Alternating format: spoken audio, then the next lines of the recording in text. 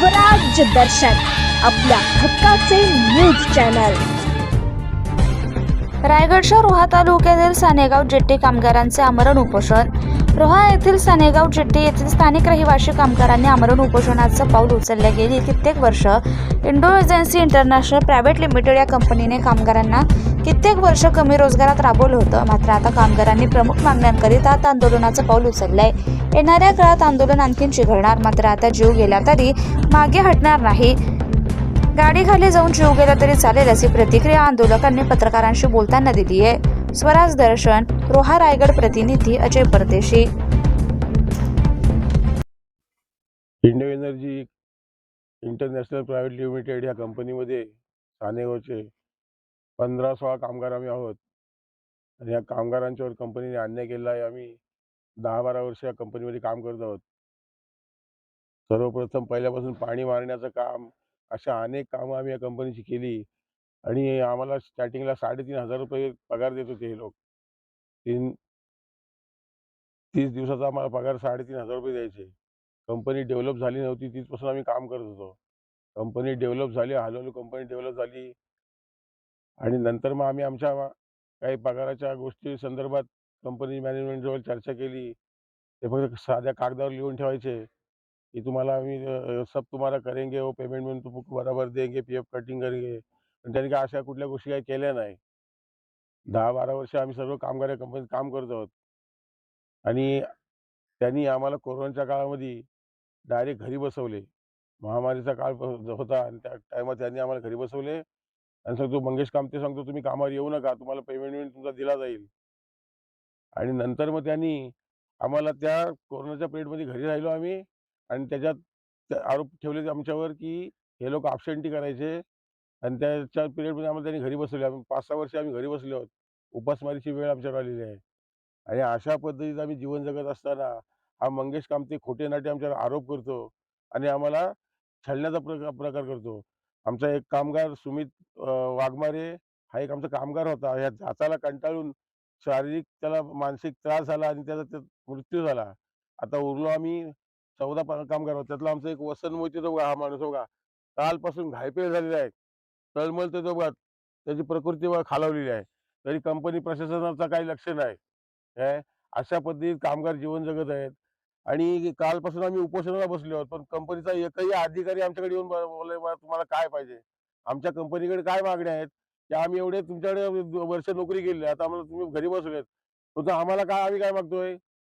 आमचा उर्वरित जो कामगारांना घरी बसल्यापासून आमचा पगार द्यायचा त्यांनी आणि आम्हाला कायमस्वरूपी कामावर घ्यायचे, ह्याच आमच्या मागण्या आहेत।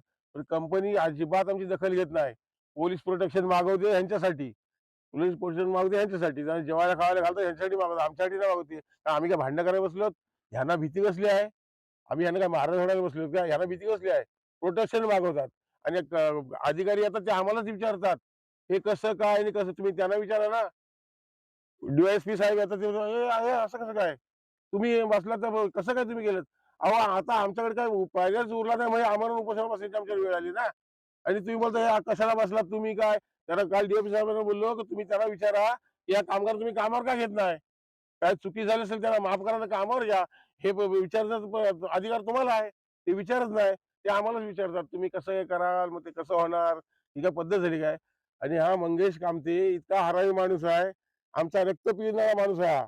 आणि वेळ आली तर आम्ही ह्या आंदोलनाला रौद्ररूप धारण केल्याशिवाय राहणार नाही आणि ह्या आंदोलन आमचा आम्ही यशस्वी केल्याशिवाय राहणार नाही। 2 दिवस आमची माणसं उपाशी आहेत। तो वसंत मोहिते बघा कसा एलू पेलू पडलेला माणूस आहे, त्याला पुढे घ्या रे, उद्या समोर एलू पडलेला माणूस आहे। यांनी आम्हाला जाम त्रास दिलेला आहे। आता आम्ही आमच्या समाजाच्या मार्फत रायगड जिल्हा RPIच्या माध्यमातून आमच्या सामाजिक ज्या संघटना आहेत त्यांच्या माध्यमातून हा आंदोलन आम्ही पुकारलेला आहे आणि काल डॉक्टर बाबासाहेब आंबेडकरांची जयंती असल्यामुळे काही लोकांनी आम्हाला व्हिजिट दिली नाही, पण उद्यापासून आमचा सर्व समाज इथं उतरणार आहे आणि रौद्र रूप या उपोषणाला मिळणार आहे। तर त्यांनी त्याची तशी नोंद घ्यायला पाहिजे आणि जर नोंद घेतली नाही तर आमच्या समाज बांधवांना आम्ही भावनिक साथ घातलेलीच आहे। ती काल बाबासाहेबांची जयंती असल्यामुळं लोकांची भरपूर धावपळ होती, ते उद्यापासून सगळे लोक या आंदोलनाला उतरणार आहेत, आमच्या आंदोलनाला साथ देणार आहेत आणि उतरणार आहेत। बौद्ध समाजाचे सगळे लोक उतरणार आहेत, इतर धार्मिक संघटना आहेत त्यांना पण आम्ही आमंत्रण केलं, ते सगळे लोक उतरणार आहेत आणि ह्याला घाम फोडल्याशिवाय राहणार नाही। आणि वेळ आली पडली ह्याने जर आमच्याकडे लक्ष दिलं नाही तर आम्ही ह्याचा सगळा व्यवसाय इथला बंद केल्याशिवाय राहणार नाही. पण त्यांनी किती पोलीस फोर्स लावू दे, एक तर आम्ही जगू तरी नाही तर मरू तरी. कंपनीला जागा चालते आणि कामगार चालत नाही. कंपनीला जागा चालते आणि कामगार चालत नाही. आज आम्ही 4-5 वर्ष घरी आहोत. आमच्या जागा जमिनी विकल्यामुळे मंगेश कामत्यासारखे हरामखोर लोक पासपोर्ट भरतात आणि आज आम्ही उपाशी राहतोय. आज आमची बायका बरोबर उपाशी राहतात. आम्हाला इथे उपाशी बसण्याची वेळ येते. काय कामगारांनी काय चोरी केली आहे काय? या जिल्ह्याची यंत्र प्रशासकीय यंत्र आहेत, त्यांनी सुद्धा ह्याला जाब विचारायला पाहिजे. जिल्ह्याची प्रशासकीय यंत्र आहेत, रोहा पोलीस स्टेशनचे काही ऑफिसर अधिकारी आहेत, जिल्ह्याचे पोलीस अधिकारी आहेत, कलेक्टर साहेब आहेत, ह्या लोकांनी ह्याला जाब विचारला पाहिजे. कामगार उपाशी बसतात, कामगार सगळ्या शो शायनिंग करतात, का करतात? त्यांनी काय तुमची चोरी केली नाही काय? हे त्यांना प्रश्न विचारायला पाहिजे. आणि हे त्यांना प्रश्न विचारता, आमच्या कामगारांना प्रश्न विचारतात आणि त्यांना संरक्षण देतात. आम्ही काय त्यांना मारायला आलोत काय? का ते मारणार आहेत काय? त्यांच्याकडे बलाढ्य पैसा आहे, आमच्याकडे पैसा आहे म्हणून आता आम्ही रस्त्यावरची लढाई लढतोय ना. या रायगडच्या जिल्ह्याच्या प्रशासनाने पण त्याचा विचार करायला पाहिजे गांभीर्याने. हे ह्या कंपनीला काय झालं, त्या कंपनीला तुम्ही प्रोटेक्शन देणार, पोलिसांची फोर मागवणार, उपयोग काय, कशासाठी? आम्ही काय इथं मारझोड करायला बसलोय काय? आज आमची परिस्थिती इतकी भयानक आहे. आज कालपासून आम्ही इथं आमचे कामगार उपाशी आहेत. त्याच्या विचारपूसीसाठी कुठली जिल्ह्याची यंत्रणा आली नाही, गव्हर्नमेंटची यंत्रणा कोण आली नाही. आणि उठसूट गाड्या येतात, त्या मंगेशच्या ऑफिसमध्ये जातात. कशाला त्याला संरक्षण झालं काय? तो बारका बाबू आहे का तो? त्यांनी आमचा 15-16 लाखांचा वाटोळा केलाय भाडव्यांनी आणि तुम्ही त्याला संरक्षण देताय. हा, इथं ह्या गरीब कामगार उपोषणाला बसलेत, उपाशी आहेत, 5 वर्ष कामाला नाहीत. त्यांचा विचार तुम्ही करायचा का तुम्ही त्याला जाऊन थोपटता इथं? का त्याच्याकडे जाऊन काय ते निर्णय घेतो काय तो? काहीच निर्णय घेऊ शकत नाही. कामगारांच्या जीवाचा प्रश्न आहे. आज आम्ही 2 दिवस झाले 14 तारखेपासून बसले आहोत. आम्हाला न्याय मिळाला नाही, तर आम्ही अशीच बसू. आम्ही अंगावर पेट्रोल वाकेल होतं, इथं आत्महत्या सुद्धा करू. इथं ह्याच्या गाड्या आहेत, चालू आहेत. आम्हाला काय सगळे पोलीस प्रत्येक धरून ठेवणार आहेत? आम्ही याच्या गाड्यांखाली झोपू आणि आत्महत्या करू. आम्हाला न्याय मिळाला तर